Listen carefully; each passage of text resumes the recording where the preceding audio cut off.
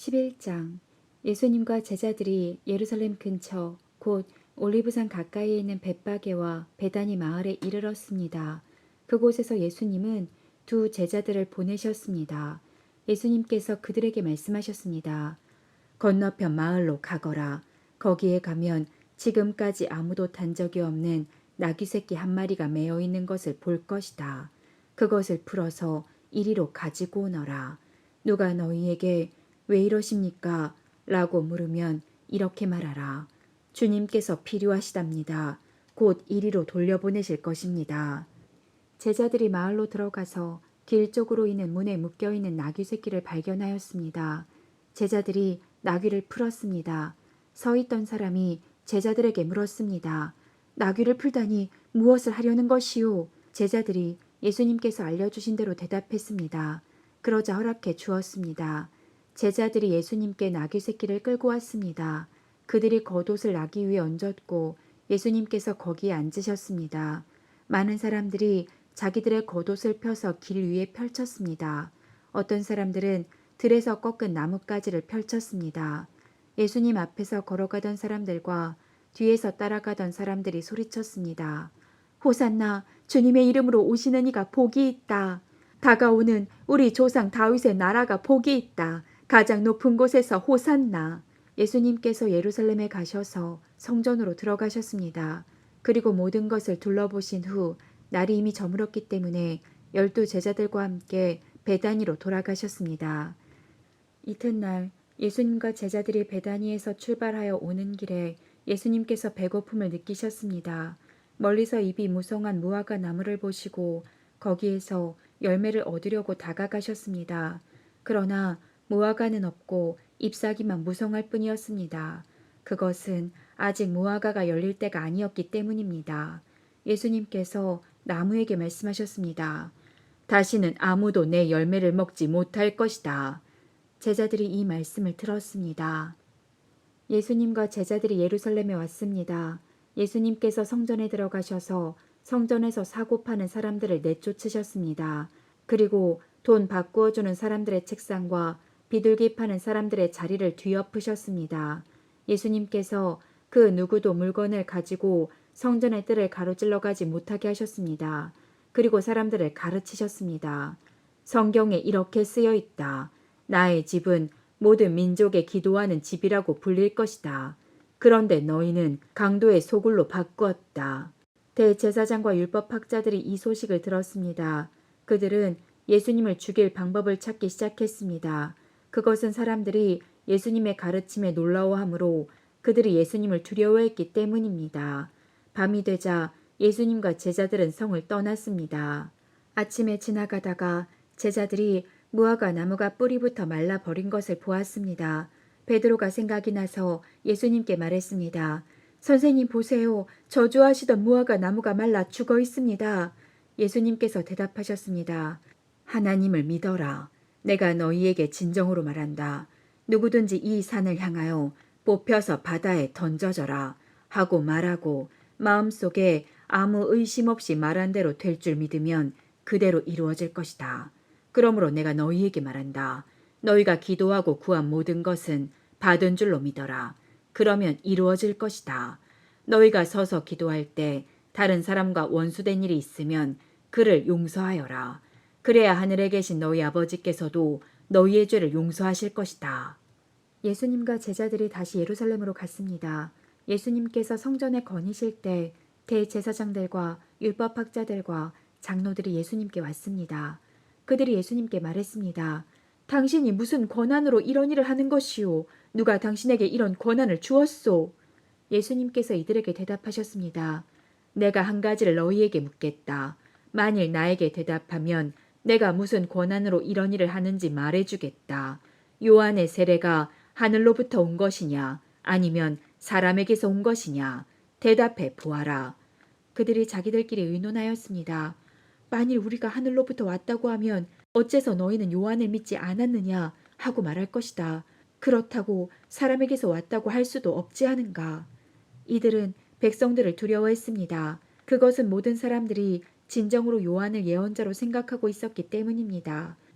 그래서 예수님께 우리는 모르오 하고 대답했습니다. 예수님께서도 그러면 나도 너희에게 내가 무슨 권한으로 이런 일을 하는지 말하지 않겠다 라고 말씀하셨습니다. 12장 예수님께서는 비유로 사람들에게 말씀하시기 시작하셨습니다. 어떤 사람이 포도밭을 가꾸었다. 그리고 주위에 담장을 치고 포도즙을 짤 구덩이를 파고 망대를 세웠다. 그리고 포도밭을 농부들에게 빌려주고 여행을 떠났다. 때가 되자 주인은 농부들에게 종을 보내어 포도밭에서 난 자기 몫의 수확물을 가져오게 했다. 그러나 농부들은 그 종을 붙잡아 때린 후 빈손으로 쫓아버렸다. 다시 주인은 다른 종을 그들에게 보냈다. 그러자 그들은 그의 머리를 때리고 깔보고 업신여겼다. 다시 주인은 다른 종을 보냈다. 그러자 그들은 그 하인을 죽였다. 다른 많은 종들을 보냈지만 농부들은 때리기도 하고 죽이기도 하였다. 주인에게는 한 사람이 더 있었는데 바로 그의 사랑하는 아들이었다. 결국 주인은 아들을 농부들에게 보내면서 말했다. 농부들이 내 아들은 존중할 것이다. 그러나 농부들은 서로 말했다. 이 사람은 주인의 상속자다. 어서 그를 죽이자. 그러면 유산이 우리의 것이 될 것이다. 농부들은 아들을 잡아 죽인 후 포도밭 밖으로 던져버렸다. 포도밭의 주인이 이제 어떻게 하겠느냐. 그는 포도밭에 가서 농부들을 다 죽이고 포도밭을 다른 농부들에게 줄 것이다. 이런 성경의 말씀을 읽어보지 못했느냐. 건축자들이 버린 돌이 집 모퉁이의 머릿돌이 되었다. 이는 주님께서 하신 일이다. 이것이 우리 눈에 놀랍지 않은가.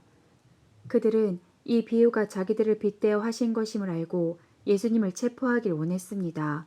그러나 백성들을 두려워하여 예수님을 두고 떠나가 버렸습니다.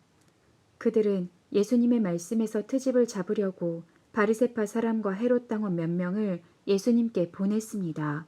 그들이 와서 말했습니다. 선생님, 우리는 선생님께서 진실한 분이시며 아무에게도 얽매이지 않으신다고 알고 있습니다.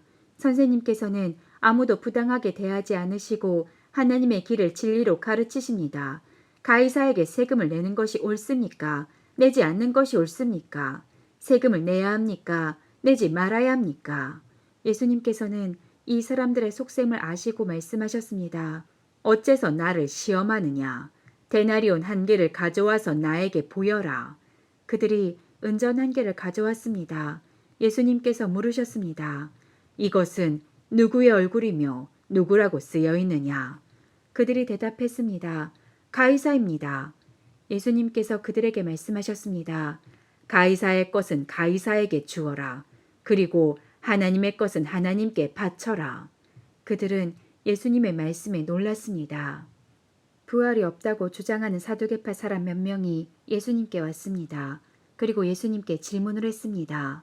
선생님, 모세는 형이 자식이 없이 아내만 남겨두고 죽으면 동생이 그 형수와 결혼하고 형을 위하여 자식을 낳아주어라 하고 기록하였습니다. 7 형제가 있었는데 맏형이 결혼하고 자식이 없이 죽었습니다. 그래서 둘째가 형수와 결혼을 했는데 역시 자식이 없이 죽었습니다. 셋째도 마찬가지였습니다. 7 형제 모두가 자식을 남기지 못했습니다. 나중에 여자도 죽었습니다. 그러면 다시 살아날 때 그 여자는 그들 중에 누구의 아내가 되겠습니까? 7 형제가 모두 그를 아내로 맞이했으니 말입니다. 예수님께서 대답하셨습니다. 너희가 성경도 모르고 하나님의 능력도 몰라서 잘못 생각하는 것이 아니냐. 사람들이 죽은 사람들 중에서 다시 살아날 때에는 장가도 가지 않고 시집도 가지 않는다. 그들은 마치 하늘에 있는 천사처럼 될 것이다. 죽은 사람이 다시 살아나는 것에 대해서는 모세의 책에 기록된 떨기나무 대목에서 하나님께서 모세에게 어떻게 말씀하셨는지를 읽어보지 못했느냐. 하나님께서 모세에게 나는 아브라함의 하나님, 이삭의 하나님, 그리고 야곱의 하나님이다 라고 말씀하시지 않았느냐. 하나님께서는 죽은 사람들의 하나님이 아니라 살아있는 사람들의 하나님이다. 너희가 크게 잘못 생각하고 있다. 율법학자 가운데 한 사람이 다가와서 논쟁하는 것을 들었습니다. 예수님께서 사두개파 사람들에게 잘 대답하시는 것을 보고 그가 물었습니다. 모든 계명 중에 어떤 것이 가장 중요합니까? 예수님께서 대답하셨습니다. 가장 중요한 계명은 이것이다. 이스라엘아 들어라. 주 우리 하나님은 한 분이시다. 내 모든 마음과 모든 영혼과 모든 뜻과 모든 힘을 다하여 주 너의 하나님을 사랑하여라. 두 번째로 중요한 계명은 이것이다. 내 이웃을 내 몸같이 사랑하여라. 이 계명들보다 더 중요한 계명은 없다. 율법학자가 예수님께 말했습니다. 옳습니다, 선생님. 하나님께서는 한 분이시고 그 외에는 다른 신이 없습니다. 모든 마음과 모든 지식과 모든 힘을 다하여 하나님을 사랑하고 이웃을 자기처럼 사랑하는 것이 다른 모든 번제물이나 희생 제물보다 더 중요합니다. 예수님께서는 이 사람이 지혜롭게 대답하는 것을 보시고 말씀하셨습니다. 너는 하나님 나라에 가깝구나. 그 뒤로는 아무도 감히 예수님께 더 묻지 않았습니다. 예수님께서 성전에서 가르치고 계실 때 이렇게 물으셨습니다. 어째서 율법학자들은 그리스도가 다윗의 자손이라고 말하느냐? 다윗 자신은 성령으로 이렇게 말했다. 여호와께서 내 주님에게 말씀하셨다. 내가 내 원수들을 내 발 아래 굴복시킬 때까지 내 오른쪽에 앉아 있어라. 다윗 자신도 그리스도를 주님이라고 부른다. 그런데 어떻게 그리스도가 다윗의 자손이 되겠느냐? 많은 무리가 예수님의 말씀을 기쁘게 들었습니다. 예수님께서 가르치시면서 말씀하셨습니다. 율법 학자들을 주의하여라. 이들은 긴 옷을 입고 걸어 다니기를 좋아하고 장터에서 인사받기를 좋아한다. 이들은 회당에서 높은 자리를 좋아하고 잔치에서도 윗자리를 좋아한다. 이들은 과부의 집을 삼키며 사람들에게 보이기 위해 길게 기도한다. 이런 사람들은 더 큰 심판을 받을 것이다. 예수님께서 헌금함 맞은편에 앉으셔서 사람들이 어떻게 헌금하는가를 보셨습니다. 여러 명의 부자들이 많은 돈을 헌금했습니다. 가난한 가부가 와서 렙돈 동전 2개, 즉 한 고드란트를 넣었습니다. 예수님께서 제자들을 부르신 후 말씀하셨습니다. 내가 너희에게 진정으로 말한다. 이 가난한 과부가 헌금함에 돈을 넣은 다른 모든 사람들보다 더 많이 헌금을 하였다. 다른 모든 사람들은 넉넉한 중에서 헌금을 하였지만 과부는 가지고 있던 모든 것, 즉 생활에 필요한 돈 전부를 바쳤다. 13장. 예수님께서 성전을 떠나실 때 한 제자가 예수님께 말했습니다. 선생님 보십시오. 정말 아름다운 돌이지요. 정말 아름다운 건물이지요. 예수님께서 이 큰 건물을 보느냐? 돌 위에 돌 하나도 남지 않고 완전히 무너질 것이다. 라고 말씀하셨습니다. 예수님께서 성전 맞은편 올리브 산에서 앉아 계실 때 베드로, 야고보, 요한과 안드레가 예수님께 조용히 물었습니다. 우리들에게 말씀해 주십시오. 언제 이런 일들이 일어나고 이런 일들이 이루어질 때 무슨 징조가 있겠습니까?